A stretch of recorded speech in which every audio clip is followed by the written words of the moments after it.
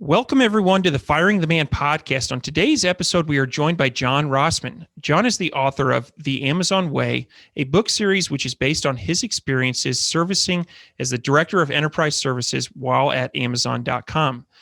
Since leaving Amazon, John founded Rossman Partners, which helps businesses grow and scale in most industry verticals on digital strategy, operations, and culture. Welcome to the show, John. Dave, great to be here. Thanks for having me. Absolutely. So let's start out with a little bit about your story and what led you to writing the book series, The Amazon Way. Right. So as you mentioned, I was at Amazon. It was a long time ago. So I was there from early 2002 through late 2005. I had two primary roles there. I was the director of merchant integration in 2002, played a key role in launching the marketplace business, which everybody in this ecosystem understands what that is really well. And then I also ran enterprise services. So I had responsibility for Toys R Us, Target.com, a bunch of other brands where we ran their branded website for them. I left in late 2005. I was a partner at a consulting firm for 12 years. About 5 years after I left Amazon, one of my clients at the Gates Foundation, he pulled me aside and he goes, you do a really nice job of kind of taking the little strategies and nuances and mechanisms from Amazon and putting them into our work to help us, think better, innovate a little faster, make decisions, those types of things. And he said, I think you ought to write a book, because while we in the Seattle area see Amazon for what it does and how it does it, I don't think the rest of the world knows that story. So this is 2012. So the smartest thing I did was I talked him into being my partner on the books. And in 2014, we released the first edition of the Amazon Way. We just released the third edition of it less than a year ago. And it's been so much fun because it's not about Amazon. It's always about your business and your culture and your techniques and kind of what you can take from a company like Amazon. And even though it has been a long time since I've been at Amazon, I'm always asking current Amazon people who've recently left, like, hey, does it still work like this? Do they do, future press releases? Do they think about metrics this way? Do they, talk about things in this manner? And it's exactly the same playbook. And I think that's really the power of kind of their culture, is even though the company has changed, 10,000 times since I've been there, how they go about their work is so consistent. And from my perspective, I think Amazon is the most interesting company of the digital era. And it's not because of what they do, it's because of how they do it. And that's the story I tried to capture in the Amazon Way, is how they go about their work so that others can think about those same matters for themselves. Yeah, very interesting. And John, excellent story. And thanks for seeing the books, by the way. For anybody on the YouTube channel, I'm holding up the Amazon Way here, third edition. It is in my stack of to do right here. So I'm really excited to crack that open and get going on that one. As you know, our audience is largely based up of Amazon sellers. And so everybody listening here is probably super excited to know, like, what was it like to work at Amazon, especially kind of in the earlier days as the steamroller was going, if you will? And also, looking back at that at the time, did you ever think that it would grow into the juggernaut that it is? Yeah. So let's go to the Wayback Machine, right? So 2002, 90% of Amazon's business is books, music, video. I believe they had $1 billion in cash or cash equivalent. And holiday 2002 was the first $1 billion quarter for Amazon. So it's a roughly $480 billion revenue organization today. We had our first $1 billion quarter at Amazon in 2002, right? So again, changed 10,000 times since then. It was a super fun place, a super demanding place. And I think those two things still resonate at Amazon today. And it's because, you get to be both an operator, an owner, and a long-term developer for a line of business. And they do a really nice job of equipping good leaders to have, kind of within their authority, most of the levers to help, make something substantial, whether that's for a customer or an internal customer or a developer or whatever it was. And it was just, we launched with the apparel category in early November 2002. I think we had 35 sellers was our initial set of sellers.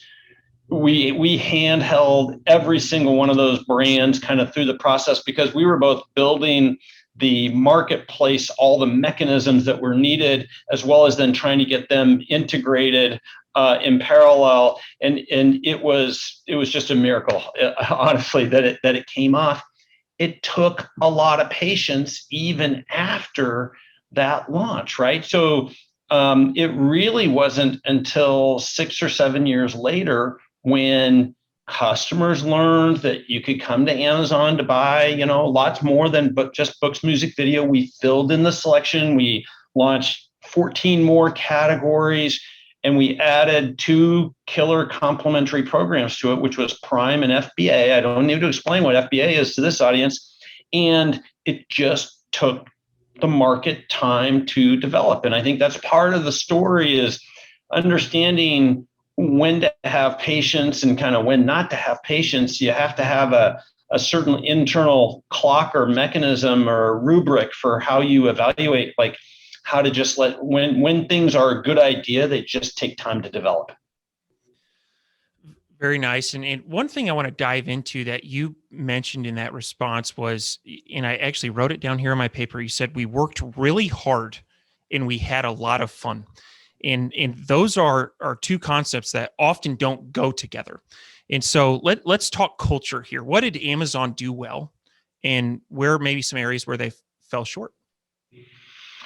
Well, I think the things that Amazon does really well is they think big. So that's one of the leadership principles, but they understand the difference between thinking big and betting big, right? And that's a subtlety that especially bigger companies don't always get. And so it's how to start off with a grand vision, but bring it back to okay, but here's the first, whether it's, minimally viable product or first release, whatever your terminology is. And so we built the marketplace with an eye towards being able to have, we talked about having hundreds of thousands of sellers on the platform. We didn't envision millions of sellers on the platform, but we knew we were building it for bigger than 1,000. And because of that, we took the time to do some things that were really important to set the stage for scale later on. And, the fun part was just that everybody had a role in debating a topic. Like Amazon's, one of the things they do well is, they talk about putting the customer at the center. It's everybody's job to know the customer and to lead with data, to lead with insights, right? So things like titles and seniority tend to play less of a role in an environment like that. And that's what, makes it fun. Talent grows in that type of environment, and everybody thinks bigger than just their job and title. As far as what Amazon gets wrong, it's tough to call this wrong, but they have high standards. And so if you aren't a person who likes to think really hard about something, is willing to be a builder and actually, do things versus just kind of managing things around you. If you don't lead with data and good insights, and if you aren't willing to dive deep and understand the customer, you're going to have a tough time there. And I don't think that's wrong. And Amazon just doesn't suffer when it's not the right situation for different employees. And I think that's actually a very healthy thing for culture. Everybody thinks about culture as how do we attract the right talent? I think the other side of that coin is how do we create culture that repels the wrong talent? And I think that's really healthy for everybody to understand. You shouldn't be for everybody. Be distinct, understand what sort of people, talent, ethos, culture works for you, and don't be ashamed of that. One quick add-on question that I have on this topic is, can you talk about the hiring process? Yeah. So, I had 23 interviews spaced over several months. I don't think that's the typical process. It was really like, it was a strategy assignment. Like, I was helping to figure out like what our third party platform and strategy was going to be. Maybe there were some things about me they needed to really figure out over time. But the important mechanism, I'll mention two important mechanisms that they do. So one is they have this role that's called the bar raiser role, and the bar raiser is a person that's not part of the hiring team. And that gives them an independent point of view, right? Like, what typically happens in a hiring team is like, we have a job, we got to get it filled. They have some sense of urgency. Sense of urgency is really important, but sometimes it can lead you to compromise a little bit. So the bar raiser is just kind of a governor, as a independent perspective that helps you avoid hiring mistakes by not being a member of the team, and ask the question, does this person for this job category, raise the bar, and not just being able to do this job today, but could they do other similar things in the vicinity of this talent? So that's one real interesting thing. And then the debrief process and the level of detail that you were expected to write and to bring to a debrief meeting. I really struggled with this. I really like to pay attention in conversations, and I'm a little bit more intuitive in terms of how I interview, and I like to hear what the other person really has to say. Well, Amazon, it was like very directive questions. You were expected to essentially be a court reporter and write down exactly what all your perspectives were. But the debrief meetings were really important. And that part I really bought into, where we would take the extra time, everybody would get together, and we would hear every single one of the interviewers out before we voted, unless it was an obvious, kind of non-hire. And I think that process of not just debating the candidates, but to hear, well, how are we evaluating people? How are we evaluating talent? A team learns just through that process. So those are two important things about the Amazon interviewing process. Yeah, that's very interesting. Another question, I guess on culture, also kind of work environment. So before I fired the man a few years ago, I worked for a handful of companies, anywhere from the Department of Defense, where it's not for profit, and so it's very relaxed, all the way up to Fortune 500 companies. They're for profit and they have to answer to shareholders. And so when I think of Amazon, I think of Amazon as at literally the top 1, 2, or 3 of companies that are raking in the most profit. And so in order to do that, in my mind, there has to be an absolute crushing work environment to produce results. Can you speak to that, and what was your experience? Well, what's funny, Ken, is, for most of Amazon's existence, they were punished for not being profitable, right? They had high growth and high revenue, and at a contribution basis was profitable, but they've just always reinvested those profits back into scaling and growing the business. And a lot of people didn't understand that story of kind of unit profitability, but macro reinvestment and how they operated. But I think we worried much more about the inputs versus the outputs.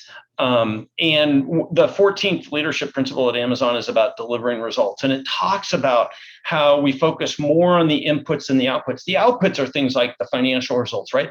Like, while those are really important, it's the things you do every day and the strategies you pick and the plans that you make, the inputs, the things you have control of, that guides you towards getting those outputs. And you don't always have direct control of those outputs. So worry about your plans, and especially debating and writing out the inputs you're going to have and the risks of those inputs. And if, X happens, we do A, and if Y happens, we do B. And so if you think through scenarios better, over time, you're going to accomplish more on the outputs, right? Like I always think about athletes, and everybody wants the championship moments, but not everybody's willing to do the hard work of going to the gym every day in order to develop the opportunity, not the given, the opportunity to have those championship moments. And that's what I think a lot of teams and a lot of people suffer through, is like they just want the results, but they don't understand the everyday planning and execution and persistence and discipline that you have to have in order to achieve that. Very nice. Very nice. And one last question I have is, do you recall about how many hours you were working per week while you were employed there? It was easily 60 hours a week, and my boys were little guys there, and I ended up running a national and international business. So I ended up, I was traveling quite a bit, and everything, and that came into my decision on why I left Amazon and whatnot. But it was more of an always on mindset versus just the hours. And that's what I remember more, was just like, I was always thinking about, which was cool, and everything, like you were absorbed in it, but it was all absorbing. But yeah, it was, 60, sometimes a bit more than that, but it tended to be, 60 hours a week. So it was plenty. Okay. All right. No, that makes sense. And yeah, I like that. So moving on, your book talks about customer obsession, and I was reading an excerpt from this morning actually, and made a mental note that I need to share this with someone from our marketing department. But let's dive into that. How, to our listeners, the third-party sellers, what are some practical ways that they can obsess over their customers to lead to a better outcome? Yeah, so it's the first of the leadership principles of Amazon. It's the first among equals. It's the most famous for sure. But you have to understand, you can't have just customer obsession and run a great business, right? Like you need to run the right play at the right time and leverage these things correctly. But to me, customer obsession and the way we used it in Amazon was, it gave us the permission to go upstream and downstream in the customer experience, well beyond our team, our organization, and our enterprise, in order to understand what the customer expectations were, set great customer expectations, and deliver to those in a highly consistent, 3 nines SLA mindset there and everything. And so that's how we took it. And so we were trying to solve systemic problems much bigger and greater than just like the merchant integration team would normally be accountable for. And that mindset of being very curious and trying to put instrumentation in place, meaning metrics in place around the broader customer experience beyond just your product or your service, and then figure out, how can I improve it and what can I learn from it? That curiosity is such an important curiosity in any business. For third-party sellers, one of the things I always think about is really trying to understand, and I know there's a lot of great tools and data and technology out there, but it's a game of details, right? Like the product details, the cost details, the availability details, the advertising details, that you have to be super clever at really understanding, like the nuances and the little winning details that are going to matter. Like Ken mentioned a really nice one before we started today, which was, we were talking about, hey, write a review for the Amazon way. He was like, yeah, I'll do that, and I'll include lots of juicy little keywords in the customer review. Well, that's a really thoughtful and important detail versus me just asking for a review, right? So those are the winning details that make championships right there. And the reason I wanted to ask you about that is sometimes as third-party sellers, especially on Amazon, it's challenging to obsess over your customer. And I'll provide an example. I go to a butcher. Typically, I go there every Friday. And typically, he will ask me, hey, how are the ribeyes that I sold you last Friday? And I tell him, and we move on. That's a direct feedback. And, outside of reviews, there's not a ton of customer engagement. However, we still know that obsessing over the customer is important. And so that's a little bit of background on the question. And I like your comments about, the details, the pricing, the description, the photos, everything there. Anyway, over to you, Ken.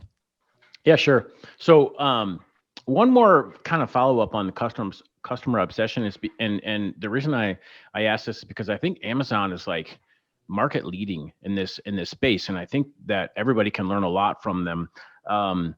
And in our team internally, we're starting to really scratch the surface on the customer journey and kind of mapping that. So John, at Amazon, did you guys do that? You had mentioned earlier about other departments and kind of cross-functional teams. Now, is that what you were talking about in terms of mapping the customer journey? And can you speak to that's that? exactly right. And in my case, my customer was third-party sellers. And so, for example, just to do self-service registration, it took over 20 different kind of systems to be integrated together and a workflow to be created. None of those teams worked for me, but I was accountable for creating a great seller experience, which meant we had to have great self-service seller registration. And so I just operated like, in a really friendly but direct manner, like, yeah, we're all working towards this. I'm leading the charge. Doesn't matter that you're not in my organization or you don't report to me, because we have a common mission that we are trying to drive. And so I got into all the details and all the planning and driving a very hard integration project in a very fast period of time to get registration solved for. Okay. I like that. Now, I think that's one of the little tricks that I think is in the Amazon mindset is job titles, job roles, and organization structures. They serve a purpose, but typically hard problems and hard projects go across the organization. So put other mechanisms in place to try to avoid your organization structure to get important projects done, because otherwise your org structure is slowing you down. It's working against you versus working for you, right? Optimize for the enterprise, not for specific departments, specific sub P&Ls, or specific jobs and titles. So like one of the mechanisms we used was a future press release. And a future press release was just a short, pithy, direct mission statement.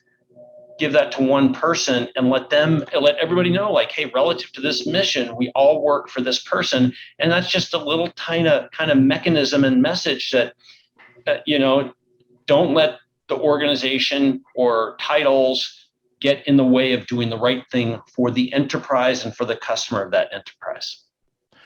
Yeah, I think that is a huge piece that I think is missing in a lot of large corporations. At least my experience, David, I think could probably speak to that as well. And I would chalk that up in one word, as ego. I think ego gets in the way of a lot of breaking down barriers. And that and people being scared to be held accountable, right? And transparent accountability. And so I absolutely agree. It is kind of a big company problem, and we've all fired the man here. So let's talk about firing the man. Right. Absolutely. So this is one question I've really been looking forward to asking you since we booked this podcast. In your advisory practice, I think you have a very unique lens in that you can see likely some common characteristics of companies that are doing really well. And on the flip side, there are probably some characteristics that failing companies or companies that are not performing well have. And so can you touch on that, both the good and the bad?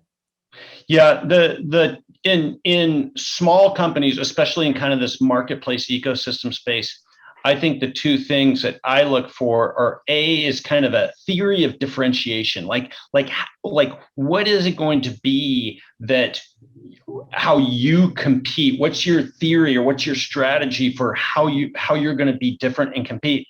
And then the second and complementary one is attention to details, right? And understanding that it's a data game, and how they source data, how they gain little insights from it, and then how they systematize the insights out of that. Those, to me, in this space, are two really important attributes. And what I typically work with of just quizzing, like, keep refining what your theory of competition is, how you're going to win, and then how are you going to source data, gain insights from it, and use it to refine your system. Do you have an example of that theory of differentiation?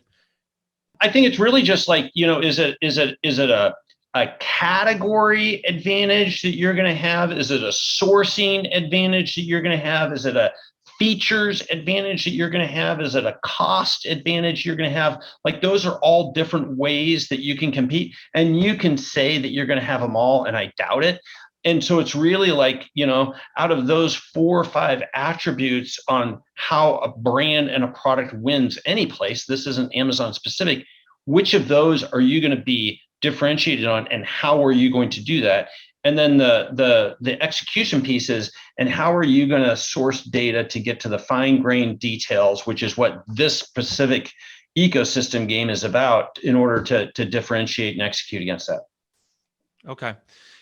What about on the flip side? What are some areas where some common characteristics of the underperforming companies? Yeah, they think it's going to be easy. Yeah. Yeah. Agree with that. And so everything, you can just see at the end of the day, whether it's from a capital standpoint, or just the intensity that they're driving at, or their understanding the details, they just think it's going to be easy. And I've been wrong on this, right? I have seen people who do make it easy and have won big, but I think over the long term, like, it's a very competitive marketplace. The world's a very competitive place, and it typically takes a lot more grit, a lot more patience, a lot more than you typically think it will at the beginning. Yeah, absolutely. And so, John, going along with David's last question, if you were, if someone from our audience was to ask, hey, John, I'm planning to, or I've been selling on Amazon for a while, maybe maybe they're not towards 500K in revenue or $1 million, kind of a smaller third market seller. And they say, hey, I'm planning out the next year or 2 or 3 years of my business. The stuff you just mentioned would be great. Is there any other tips and tricks that you would give them and say to kind of map out these next few years and what to focus on to get the most opportunity? Yeah. So the third leadership principle at Amazon is invent and simplify. And the simplify piece is really important. So when it comes to building your playbook, how do you create a really simple but really thorough playbook for creating your system, so that you can, you're at 500K, you have success. Now it's like, how do we scale that? We use scale. You've already gone from 0 to 1. How do you go from 1 to 10? You do that by having a systems approach, a system dynamic understanding of what your playbook is, and being able to put that in place so that your team can gain efficiencies. Yeah, I really like that. Over to you, David. We've talked a lot about systems, and I'd like to dive into that just a little bit. And for example, Ken and I use Asana. That is an online tool that we communicate with our team. We set up workflows. That is kind of our platform to build systems upon. Curious if there are any others, perhaps some that Amazon use. I would imagine they're developed internally, but maybe your clients. What are some platforms that they're building their systems on that achieve that simplicity, that check that box? Because that's one that we struggle with, to be honest with you, is to create simple systems that are easily scalable. I think you've just given kind of the best example that there is of, like, creating processes, workflows, decision-making metrics, and matrices, and then articulating it in some tool that supports that. And at the end of the day, it's about writing out that playbook and then talking about it deliberately as a team, and having some simple applications that help enable that capability. I can't speak to any others. I know that there's a ton in, kind of the data aggregation game, and there's so many sources of data, and how do you put that combined together to draw actual insights out of it? So I think that the analytics platforms that help third-party sellers win are really, really important and are going to grow in importance. And I think it's going to be hard to be sole sourced in that. And so my guess is that it really is about creating different types of data coming in and having your own proprietary, data lake and analytics and machine learning capabilities to draw the insights out of that. Yeah, interesting, and totally agree. All right, let's David, John, anything else we want to get into before we pivot into the fire round? What people really see, what they remember is, like, call it the past 12 years, since 2008, and the stock has done nothing but, up and to the right, go, go, go. What people don't remember is the previous 8 years to that, right? Really, from 2000 to 2008, the stock was flat. The marketplace business that I launched in 2002, it was the third iteration of a marketplace business. It was a huge risk. There was internal and external voices that were saying, like, we shouldn't do this. We can't afford to do this. We're not going to succeed at it.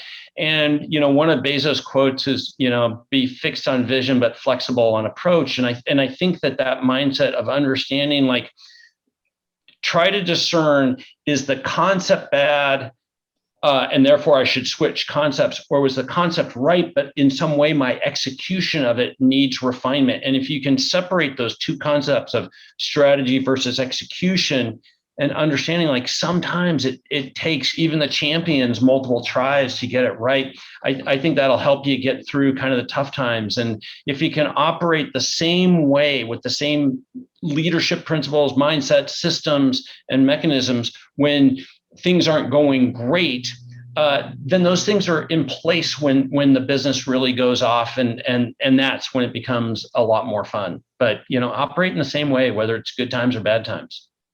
I really like that perspective. I really like that. Now, one last thing before we get into the fire round, can you talk about Rossman Partners and what type of clients that you work with? Yeah, so Rossman Partners is my boutique firm, and I work with clients on kind of competing in the digital era and help them with strategies, cultures, leadership, mechanisms, and operations. My ideal customer, honestly, is a big enterprise where you suffer from a lot of the bureaucracy and lack of clear thinking and organizational silos that we've talked about a lot. I do work with some entrepreneurs and small companies in a advisor capacity, and I help them think through the topics that we're talking about today. Yeah, very nice. Excellent. Very cool. All right, John, are you ready for the fire round? I think I am. It's very simple. What is your favorite book? So I don't know if I have a favorite book, or the premise of the question kind of throws me, but a recent book that I read that I really liked and took a lot from is called The Founders: The Story of PayPal and the Entrepreneurs Who Shaped Silicon Valley. So it's so many people, they talk about the PayPal mafia, right? You've got Elon Musk, you got David Thiel, you got David Sachs, you got Max Levchin, a bunch of other people that all came from that team. But what I took from that story was how hard they had to work and how many times they had to pivot their business. The super smart people that are now famous, like, they struggled with so many of the same things we all struggle with. And so I found it to be a really inspiring book about many of the things that we're talking about today. So it's called The Founders. Excellent book. Yeah. And there's lots of great stories in that book. What are your hobbies? So, I'm pretty simple, nothing too glamorous. So, I've got a variety of athletic things. I'm a suffering athlete, but I like to swim. I play some squash. I do some other things.